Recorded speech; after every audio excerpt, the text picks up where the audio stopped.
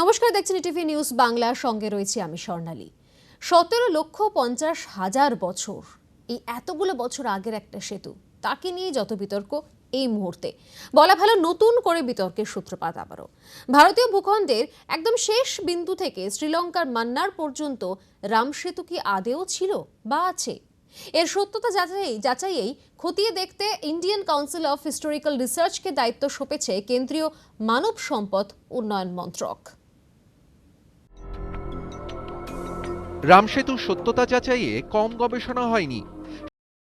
রাবণবধে রামচন্দ্র ও তার সৈন্য সামন্তকে সমুদ্র পেরোনোয় সাহায্য করতে বানর সেনারা এই সেতু তৈরি করেছিল।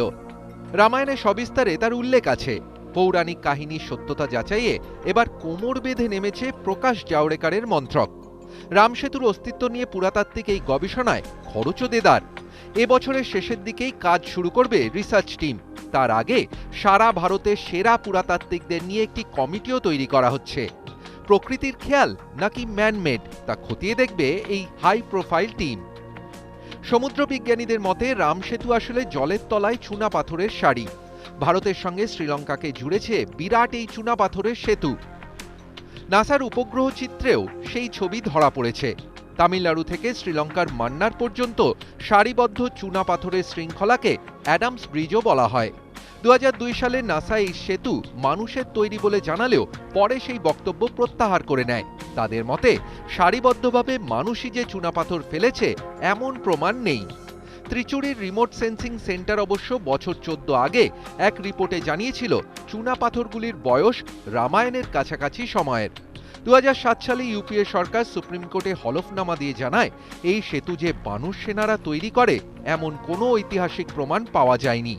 রামসেতু নিয়ে এই বিতর্কে সেতু সমুদ্রম প্রকল্পের কাজ এক্কেবারে থমকে। সাগর থেকে পলি তুলে তা জাহাজ চলাচলের উপযুক্ত করে তোলার জন্য এই প্রকল্পের কাজ শেষ হলে বাণিজ্য ও যাত্রী পরিবহন দুই ক্ষেত্রেই উপকার হবে। ড্রেজিং করে পলি তোলার কাজ শুরু হলে চুনা পাথরের সারি ক্ষতিগ্রস্ত হবে, তাই আটকে কাজ। Indian council of historical research বা ICHR এর মতে পুরাণের খোঁজে নয়, পুরাতাত্ত্বিক দিক থেকেই রামসেতুর সত্যতা যাচাই করবে তারা। Bureau report, ETV news Bangla. নিছকই প্রকৃতির খেয়াল নাকি ম্যানমেড, অর্থাৎ রামচন্দ্রের বানর সেনা তারা দায়িত্ব নিয়ে তৈরি করেছিল এই রামসেতু বা অ্যাডামস ব্রিজ? এর উত্তর খোঁজা চলছে এই মুহূর্তে, এবং এই উত্তর খোঁজার চেষ্টা করব আমরা আমাদের মতো করে আজকের এই আলোচনায়। আমাদের সঙ্গে রয়েছেন আমাদের অতিথি আনন্দদেব মুখোপাধ্যায়, বিশিষ্ট সমুদ্র বিজ্ঞানী এবং একই সঙ্গে বিদ্যাসাগর বিশ্ববিদ্যালয়ের প্রাক্তন উপাচার্য। আপনাকে স্বাগত টিভি নিউজ বাংলায়। এবং একই সঙ্গে রয়েছেন আন্তর্জাতিক সম্পর্ক বিশেষজ্ঞ পুরুষোত্তম ভট্টাচার্য। পুরুষোত্তম বাবু, আপনাকেও স্বাগত টিভি নিউজ বাংলায়।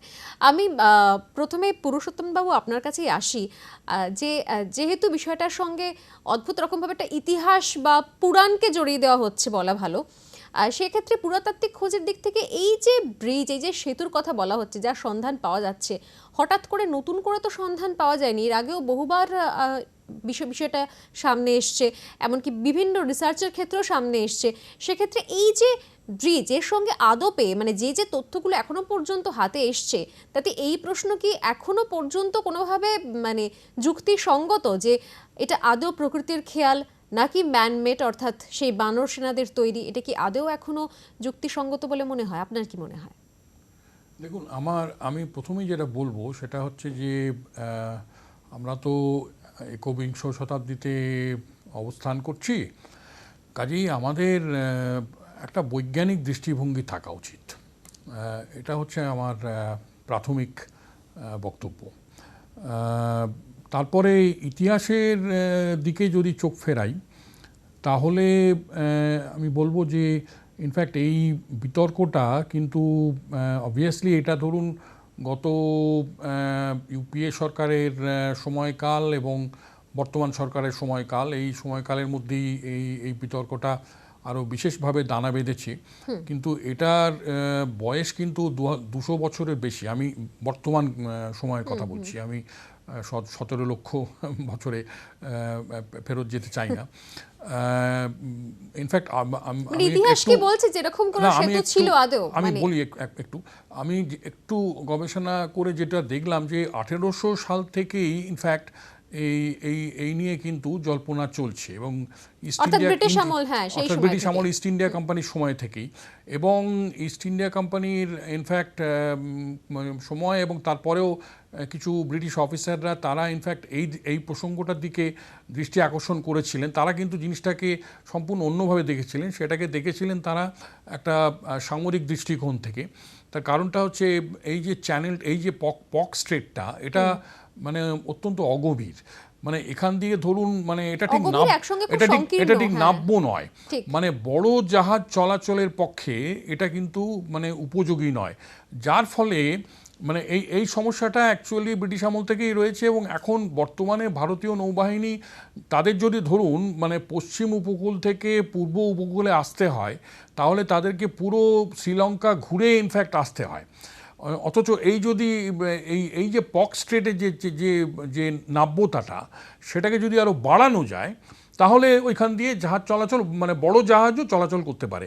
এখন আজকালকার জাহাজের মানে চিন্তা করে দেখুন, 60,000 টন, হ্যাঁ, 1,50,000 টন, ওই মাপের জাহাজ ওইখান দিয়ে চলাচল করার কোনো রকম সম্ভাবনা আমি নেই। এই বিষয়টা নিয়ে নিশ্চয়ই আমি আসবো যে এখানে ওই যে মাপের জাহাজ যাওয়া সম্ভব কিনা, এবং এর পাশাপাশি যেরকম সেতু সমুদ্রাম যে প্রকল্প চলছে, অর্থাৎ যেটা থেকে আরও কিছু সুবিধে পাওয়া যায়, সেই কাজও চলছে, অর্থাৎ পলি তুলে নেওয়ার কাজ, এবং যে কাজ আপাতত থমকে রয়েছে, মানে যাতে কোনো রকমভাবে এই সেতুর ক্ষতি না হয়। কিন্তু তার আগে আমি একবার আনন্দবাবু আপনার কাছে আসবো যে যে সেতুর কথা বলা হচ্ছে, এবং যেটা বলা হচ্ছে যে উপগ্রহ থেকেও এই ছবি দেখতে পাওয়া যায়, দীর্ঘদিন ধরে বহু বছর ধরে একটা অস্তিত্ব রয়েছে।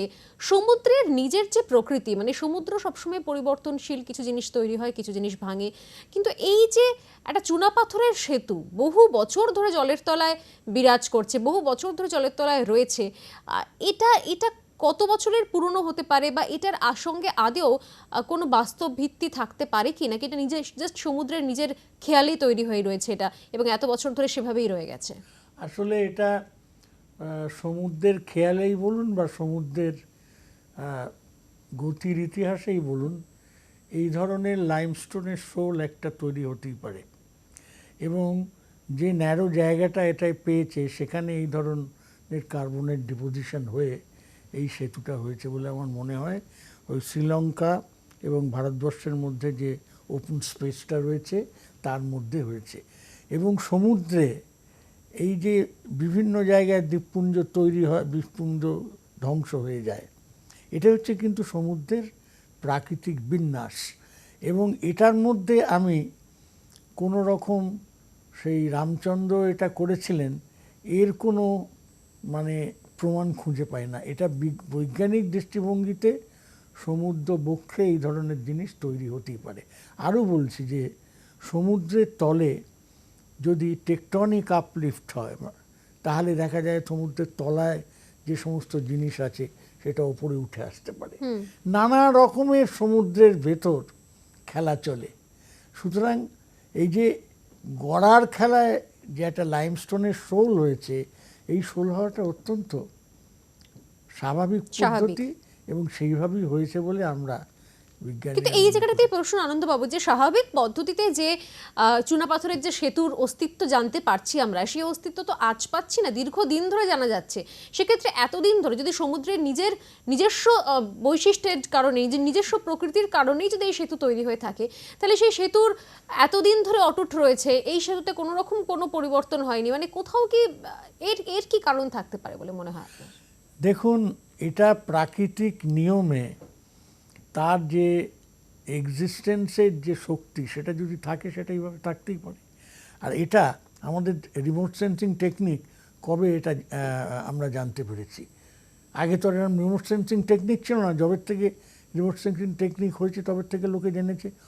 সমুদ্র বিজ্ঞান ভারতবর্ষে কবে থেকে চালু হয়েছে? 19বিংশ শতাব্দীর মাঝামাঝির থেকে। একদম।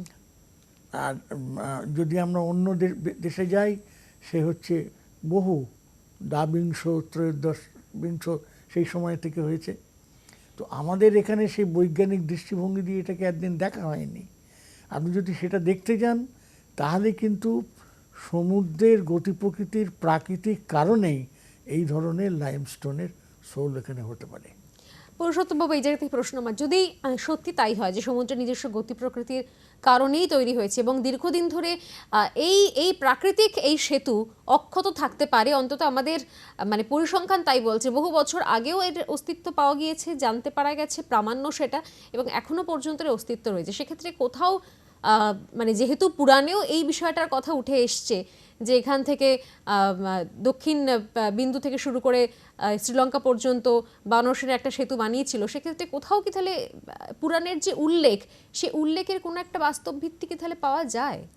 কি মনে হয় আসলে মানে সত্যি কথা বলতে গেলে কি, মানে আমরা আমাদের পুরাণ অর্থাৎ রামায়ণ মহাভারত তাদেরকে যথেষ্ট গুরুত্ব দিই, শ্রদ্ধা করি, সবই ঠিক আছে। কিন্তু আমার মনে হয় যে মানে ঐতিহাসিক দিক থেকে মানে সত্যি কথা বলতে গেলে কি, আমি ইতিহাসের ছাত্র ছিলাম কলেজে, এবং যদি ভারতের ইতিহাস আপনি যদি দেখেন তাহলে কিন্তু সেই মহেঞ্জোদারো হরপ্পা সভ্যতা থেকে আরম্ভ করে তারপরে আর্য সভ্যতা ইত্যাদি ইত্যাদি, সেখানেই ইনফ্যাক্ট আমরা ইতিহাসে রামায়ণ মহাভারতের উল্লেখ পাই। কিন্তু এগুলো কতটা ঐতিহাসিক দিক থেকে সত্য সেই নিয়ে কিন্তু যথেষ্ট বিতর্ক আছে। আমি সেই বিতর্কের মধ্যে ঢুকতে চাই না, কারণ এর সঙ্গে আবার অনেক ধর্মীয় ভাবাবেগ জড়িত আছে। সেখানে আমি কারো ধর্মীয় ভাবাবেগে আঘাত দিতে চাই না।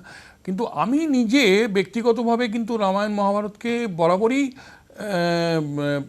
কি বলবো, আমি কাল্পনিক বলবো না, আমি বলবো যে হ্যাঁ এপিক্স, যার থেকে ইনফ্যাক্ট আমরা অনেক লেসেন্স নিতে পারি, যার থেকে আমরা ইনফ্যাক্ট অনেক তথ্য আহরণ করতে পারি, সামাজিক এবং অর্থনৈতিক এবং অন্যান্য চিত্র ওই সময়কার ভারতবর্ষের। কিন্তু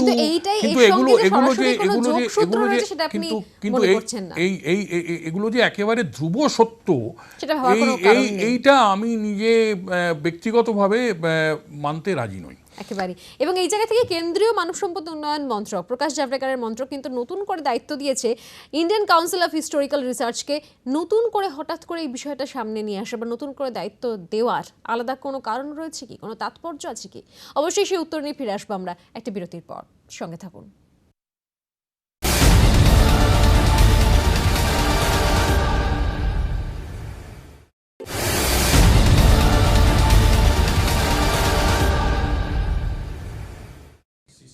ফিরে এলাম বিরতির পর। রাম সেতু বা অ্যাডামস ব্রিজ সত্যি কি তার কোনো অস্তিত্ব রয়েছে? কে তৈরি করেছিলেন এই সেতু, বা আদৌ কি তৈরি হয়েছিল নাকি প্রকৃতির নিজের খেয়ালেই তৈরি হয়ে রয়েছে এই সেতু বহু বহু বছর ধরে, আমরা জানবো। তবে ইতিমধ্যেই যে বিষয়টা সামনে আসছে, নতুন করে সামনে আসছে, তার কারণ একটাই যে কেন্দ্রীয় মানব সম্পদ উন্নয়ন মন্ত্রক, সেই মন্ত্রক এটা দায়িত্ব দিয়েছে ইন্ডিয়ান কাউন্সিল অফ হিস্টোরিক্যাল রিসার্চকে খুঁজে বার করার আসল সত্যি। আমাদের সঙ্গে রয়েছেন আমাদের দুই অতিথি, রয়েছেন আনন্দবাবু এবং পুরুষোত্তম বাবু। আনন্দবাবু, আমি আপনার কাছে আসছি যে হঠাৎ করে এতদিন বাদে আবারও এই বিষয়টা সামনে এলো এবং নতুন করে দায়িত্ব দেওয়া হলো, এবং দায়িত্ব দেওয়া হলো কাকে না, ইন্ডিয়ান কাউন্সিল অফ হিস্টোরিক্যাল রিসার্চকে। এটার কি আলাদা কোনো কারণ রয়েছে বা কোনো তাৎপর্য বলে আপনার মনে হয়? আসলে আমার যেটা মনে হচ্ছে যে মিনিস্ট্রি অফ হিউম্যান রিসোর্স ডেভেলপমেন্টের এই বিষয়টার সম্বন্ধে কোনো ধারণা নেই। তার কারণ ধারণা থাকলে ইন্ডিয়ান কাউন্সিল অফ হিস্টোরিক্যাল রিসার্চকে এইটার অনুসন্ধান করার জন্য দায়িত্ব দেয় না। মানে সমুদ্রের তলার যে দায়িত্ব দেওয়া উচিত ছিল একদমই ওশনোগ্রাফিক রিসার্চ ইনস্টিটিউট আছে তাদের, তারা সমুদ্রের গর্ভে উপরে সমস্ত তলার যে অনুসন্ধানের কাজ চালায়। এবং ইন্ডিয়ান হিস্টোরিক্যাল রিসার্চ ইনস্টিটিউট বলছে তারা এখন 20 জন গবেষক দিয়ে আর্কিওলজিক্যাল সার্ভের কাছে ট্রেনিং করবে। What archaeological survey got to do with this? এবং এটা যদি সেতু হয়ে থাকে তাহলে সেতু কীভাবে হয়? এই পাথরগুলো ফেলে সেইটাকে একটার পর একটা সাজিয়ে করেছে, তার প্রমাণ থাকবে, সেই প্রমাণ বার করতে হবে। সেটা যদি না হয়ে থাকে তাহলে এটা যদি প্রাকৃতিক এতে এই সেতুর যদি উৎপত্তি হয়ে থাকে সেটা দেখলে বোঝা যাবে, তাই না? এবং এই সায়েন্টিফিক ইনভেস্টিগেশনগুলো না করে একটা রামায়ণের যে গল্প, সেই গল্পের আশ্রয় নিয়ে আমরা কেন যাব? আজকে বিজ্ঞান ভিত্তিক মানসিকতাটার ভীষণ প্রয়োজন আছে। আমি কেন বলছি আপনাকে যে আমাদের প্রধানমন্ত্রী গিয়ে বক্তৃতা দিলেন যে প্লাস্টিক সার্জারি আগে হতো, গণেশের নাকের প্লাস্টিক সার্জারি হয়েছে। তারপর এরকম ধরনের কত কি বিজ্ঞান কংগ্রেসে দেখেছেন কতগুলো জিনিস নিয়ে কী আলোচনা হয়েছে, স্পেস রিসার্চ নিয়ে কী আলোচনা হয়েছে। এখন এই জিনিসটাকে কিন্তু আমি মনে করি এই জিনিসটাকে এখন একটা রিলিজিয়াস মুভমেন্ট হিসেবে নিয়ে আসার চেষ্টা হবে, এবং এগুলো করা উচিত নয়। বিজ্ঞান দিয়ে যদি এর অস্তিত্ব প্রতিষ্ঠিত করা যায় সেই চেষ্টাটাই করা উচিত।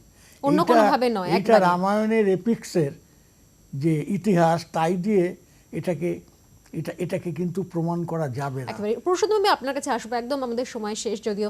সেক্ষেত্রে এই যে অ্যাডামস ব্রিজ বা রাম সেতু বলা হচ্ছে, এই সেতুর থাকাতে কি সমস্যা হচ্ছে, এবং যেভাবে যে বিষয়টা শুরুতেই আমরা ঢুকেছিলাম একদম প্রথমে যে এত সংকীর্ণ, সেক্ষেত্রে কিভাবে বিষয়টা থেকে ওভারকাম করা যায় বা ওই নাব্যতা বাড়ানো সম্ভব হয়, যেভাবে সেতু সমুদ্রম প্রকল্প যেখানে নাব্যতা বাড়ানোর কাজ চলছে সেই কাজ স্থগিত হয়ে রয়েছে, সেক্ষেত্রে কত দ্রুত এই কাজ যদি এই বিতর্ক মিটিয়ে ফেলা যায় তাহলে সেক্ষেত্রে কি কি সুবিধে হবে আমাদের? না, খুব সংক্ষেপে। এইখানেই সমস্যাটা, যে বিতর্কটা তো মিটবে না, আসলে এটা ধরুন একটা মানে কি বলবো, এই সমস্যাটা হচ্ছে ইয়ে নয়, আপনার ধর্মীয় নয়, সমস্যাটা হচ্ছে ভূকৌশলগত এবং অর্থনৈতিক, রাজনৈতিক এবং সামরিক।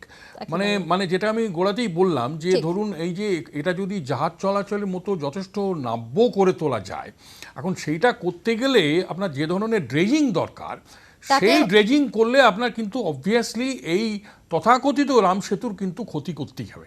কেননা একটা আর.কে. পচৌরি কমিটি ইনফ্যাক্ট 2013 সালে রিপোর্ট দিয়েছিল যে অল্টারনেটিভ রুটের কথা যেটা সাজেস্ট করা হয়েছিল, সেই অল্টারনেটিভ রুট মানে সেটা অর্থনৈতিকভাবে এবং পরিবেশগতভাবে একেবারেই সম্ভব নয়, এবং এটা করতে গেলে ইনফ্যাক্ট এই যে তথাকথিত রাম সেতু সেটাকে কিন্তু মানে আপনাকে ভাঙতে হবে। হ্যাঁ, না, এক মিনিট, আমি এবং সেটা করতে এখন ন্যাচারালি এটা মানে করার চেষ্টা করলেই তো আমরা প্রচুর হইচই হবে। এই ইতিহাসটা কেন একটা জায়গায় ড্রেজিং এর কেন প্রয়োজন হয়, সেখানে যদি সেডিমেন্ট এসে অনবরত জমা পড়ে, আর এখানে কি হচ্ছে এই যে সেতুটার এটা একটা ব্যারিয়ার হিসেবে এটা অ্যাক্ট করছে, তার ফলে ডিপোজিশনটা এত বেশি হচ্ছে যে সেটাকে তুলেও কমাতে পারবে না। আর তুমি যদি এখানে সেতুটাকে সংকুচিত করতে যাও, এখানকার হাইড্রোডাইনামিক রেজিমটা এমনভাবে পাল্টে যাবে যে এন্টায়ার ওশান সিস্টেমটার মধ্যে একটা অ্যাবনর্মালিটি ক্রিয়েট হবে। এবং সেইটা কিন্তু ট্যাকেল করা কিন্তু তখন খুব মুশকিল হবে। এই natural intervention, if you go on doing that, আজকে কোস্টাল এরোশন হচ্ছে, কালকে ওখানে ফ্লাড হচ্ছে, all the causes of natural intervention. সুতরাং you cannot go on doing like this. এদের সায়েন্টিফিক বেসিসটাকে ভাবতে হবে। রাম কি বলেছেন, সীতা কি বলেছেন নয়, দাঁড়িয়ে বৈজ্ঞানিক দৃষ্টিভঙ্গিতে আমাদের এই বিষয়টা দেখা উচিত, এবং সেই জায়গা থেকে আমাদের অতিথিদের যে বক্তব্য যে যদি সত্যি এই রিসার্চ মূলত এই রিসার্চ কেন্দ্রিক যদি আমাদের ভাবনা চিন্তা এগোয় এবং যদি সত্যি আশু ব্যবস্থা নেওয়া না যায় তাহলে কিন্তু সত্যি নাব্যতা কমতে থাকবে, এবং তাহলেও সেটাও এক ধরনের বিপদ কিন্তু আমাদের সামনে নিয়ে আসবে। অনেক ধন্যবাদ দুজনকে, আনন্দবাবু এবং পুরুষোত্তম বাবু। আমাদের আজকের আলোচনা এই পর্যন্ত। আপনারা আমাদের সঙ্গে থাকুন, দেখতে থাকুন আরও খবর, সঙ্গে থাকুন দিনভর।